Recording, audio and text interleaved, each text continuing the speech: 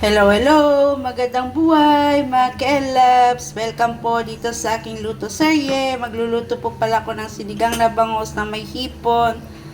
So, yan na po, ipapakulo ko muna itong mga gulay. Nilagay ko na rin po pala yung mga ricados na luya, sibuyas, kamatis, at siling haba. Yan. Sabay-sabay ko na po yung pakukuluan para madaling maluto. Yan, sakto po sa malamig na panahon, mahulan po dito sa amin, sinigang na bangus at hipon po ang aking lulutuin. Lalagyan ko na ng pampalasang asin. Yan. Tatakpan ko po muna ito hanggang sa kumulo. So yan mga ka-elabs, pagkalipas ng ilang minuto, kumukulo na yung mga nilagay kong gulay at saka ricados.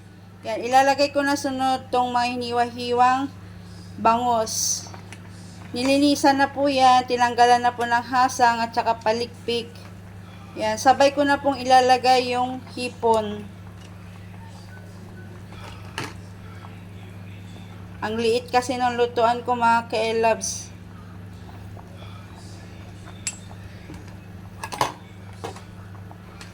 Ipapaibabaw ko na lang tong hipon. Yan, ang sarap ng ulam, sinigang na hipon at saka bangus. Yan. Pangmalakas ang ulam ngayon tanghalian, sakto mainit malamig pala ang panahon dito, sorry. Yan, lalagyan ko na po ng sinigang sampalok powder. Yan, sinigang sampalok. Yan, tansyado lang, baka naman maasim. Yan, saka po natin ulit tatakpan para maluto yung mga nilagay kong hipon at saka bangus. Yan.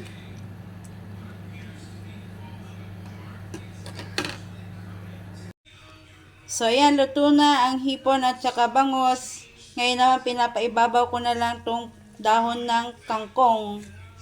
Yung talbos po ng kangkong. Yan, madaming gulay po yung nilagay ko para masarap. Yan, ganyan lang po. Paibabaw lang natin hanggang sa maluto yung talbos ng kangkong. Yan. The more gulay, the more masarap.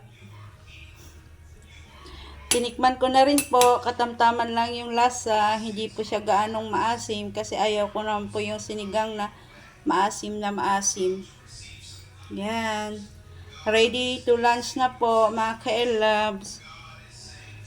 Konting simmer na lang, maluluto na ang aking sinigang. Sinigang na bangus at saka hipon.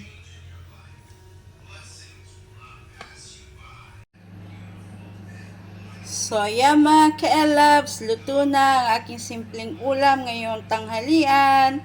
Sinigang na bangus at hipon na may okra at talbos ng kangkong.